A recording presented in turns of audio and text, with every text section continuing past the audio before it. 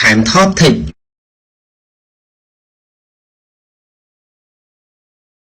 សួស្តីបងប្អូននិងប្រិយមិត្តទាំងអស់គ្នាសូមស្វាគមន៍មកកាន់វីដេអូខ្លីៗស្ដីពីគន្លឹះល្អៗពី Cam Top Tech ដែលតែងតែចេញផ្សាយជារៀងរាល់ថ្ងៃ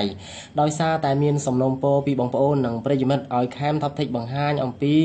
វិធីសាស្ត្រក្នុងការថតអេក្រង់កុំព្យូទ័រនៅថ្ងៃនេះ Cam Top Tech នឹងលើកយកអំពីរបៀបនៃការថតអេក្រង់កុំព្យូទ័រមកបង្ហាញជូនបងប្អូននិងប្រិយមិត្តទាំងអស់គ្នាកម្មវិធីមួយដែលគេពេញនិយមសម្រាប់ថតសកម្មភាពនៅលើអេក្រង់កុំព្យូទ័រនោះគឺវាមានឈ្មោះថា Ocam ដូច្នេះសូមបងប្អូននិងប្រិយមិត្តទាំងអស់គ្នាតាមដានអំពីរបៀបនៃការ download កម្មវិធី Ocam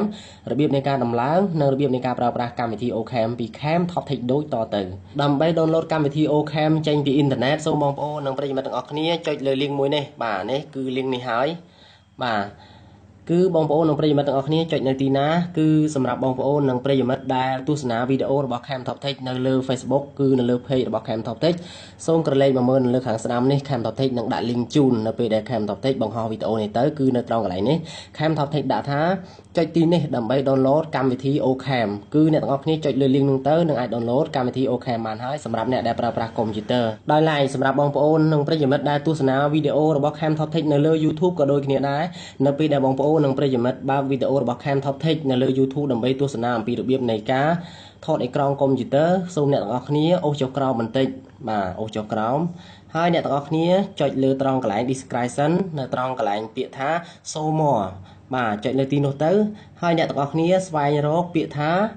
click here to download Ocam បាទ click here to download Ocam អញ្ចឹងអ្នកទាំងអស់គ្នាគ្រាន់តែ click លើ link ហ្នឹងទៅនោះអ្នកទាំងអស់គ្នានឹងបានកម្មវិធី Ocam យកទៅប្រើប្រាស់នៅលើកុំព្យូទ័រហើយដូច្នេះ Cam Top Tech សូមបង្ហាញអ្នកទាំងអស់គ្នាអំពីការ download កម្មវិធី Ocam បាទនេះគឺ link ដែល Cam Top Tech បង្ហាញបាញ់មិញសម្រាប់អ្នកដែលចុចលើ link នៅលើ Facebook និងអ្នកដែលចុចនៅលើ link របស់ YouTube របស់ Cam Top Tech នោះគឺដូចតែគ្នាទេពេលដែលចុចមកគឺវានឹងចេញលក្ខណៈបែបនេះបាទនេះវាចេញឲ្យបងប្អូននិងប្រិយមិត្តទាំងអស់គ្នា download បាទយើងចុច download ជាធម្មតាដោយសារតែ Cam Top Tech បាន download កម្មវិធី Ocam នេះរួចហើយ Cam Top Tech សូមបង្ហាញជូនអ្នកទាំងអស់គ្នានៅរបៀបដំឡើងតែម្ដងពីព្រោះថាកម្មវិធី Ocam បើសិនជាអ្នកទាំងអស់គ្នាមិនចេះដំឡើងក្នុងការប្រើប្រាស់ទេគឺមិនអាចប្រើប្រាស់វាបានងាយស្រួលឡើយជាពិសេសនៅពេលដែលយើងយកទៅកាត់តនៅក្នុងកម្មវិធី Sony Vegas ក្តី file របស់វាគឺមិនងាយត្រូវឡើយបើសិនជាអ្នកទាំងអស់គ្នាមិនចេះដំឡើងកម្មវិធី Ocamនេះគឺជាកម្មវិធី Ocam ដែល Cam Top Tech download បានអញ្ចឹងយើង extract វាមកគឺយើងពន្លាវាបន្ទាប់មកយើង extract to desktop ដែរ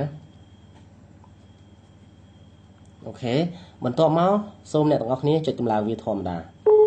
បន្ទាប់មកយើងចុចយក yes បន្ទាប់មកយើងចុចយក OK កម្មវិធីនេះគឺងាយស្រួលដំឡើងបំផុតបន្ទាប់មកចុចយក next បន្ទាប់មក I accept the agreement คลิกយកខាងលើបាទคลิกយកមកបន្ទាប់មកចុចយក next ទៀតបាទនេះកម្មវិធី Ocam បានដំឡើងចប់សពគ្រប់ទៅហើយនេះគឺកម្មវិធី Ocam ប៉ុន្តែយើងត្រូវទៅរៀបចំចំណុចទី1អ្នកទាំងអស់គ្នាត្រូវចុចលើត្រង់កន្លែង resize ដើម្បីរៀបចំវាឲ្យត្រូវទៅនឹងអេក្រង់កុំព្យូទ័ររបស់អ្នកទាំងអស់គ្នាគឺអ្នកទាំងអស់គ្នាត្រូវ click យកកន្លែង resize ជាមុនសិនបាទយើងជ្រើសរើសយកត្រង់កន្លែង full screen បាទបន្ទាប់មកយើងទៅជ្រើសរើសយកត្រង់កន្លែង tool នៅខាងលើជាងខាងឆ្វេងបន្ទាប់មកបន្តទៅ option ដដែលបន្ទាប់មកសូមអ្នកទាំងអស់គ្នា click យក record មុនគេអូខេ include the cursor បន្ទាប់មកជ្រើសរើសយក effect គឺចុចយកមកបន្ទាប់មកអ្នកទាំងអស់គ្នា click យកត្រង់កន្លែងនេះបាទ click យកដាក់ tick ចឹងមកបន្ទាប់មកយើងចុចយកត្រង់កន្លែង save តើយើង save វាដាក់នៅត្រង់កន្លែងណា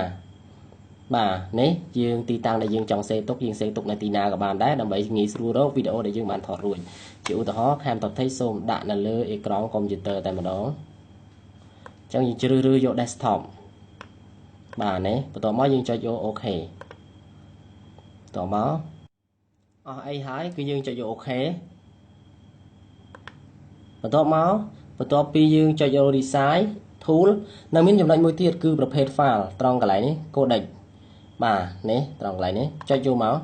យើងត្រូវជ្រើសរើសយកប្រភេទ file ឈ្មោះថា Windows Media Video 8បាទនៅក្នុងចំណោមអក្សរទាំងអស់នេះគឺពាក្យ Windows មានតែមួយគត់បាទយើងជ្រើសរើសយក Windows ទើប file ហ្នឹងស្គាល់គ្នាជាមួយនឹងកម្មវិធីកាត់តវីដេអូងាយស្រួលបំផុតបាទបន្ទាប់មកយើងចាប់ផ្ដើមធ្វើការ record បាទគឺយើងចុចត្រង់កន្លែងនេះដើម្បី record វាចុចមកនេះវាចាប់ដើមដំណើរការហើយយើងចង់ record យើងទម្លាក់វាចុះក្រោមមកហើយយើងចាប់ដើមថតសកម្មភាពនៅលើអេក្រង់កុំព្យូទ័ររបស់យើងតែម្ដងសូមអរគុណបងប្អូននិងប្រិយមិត្តទាំងអស់គ្នាដែលបានតាមដានទស្សនាវីដេអូស្ដីពីរបៀបនៃការថតអេក្រង់កុំព្យូទ័រពី Camtop Tech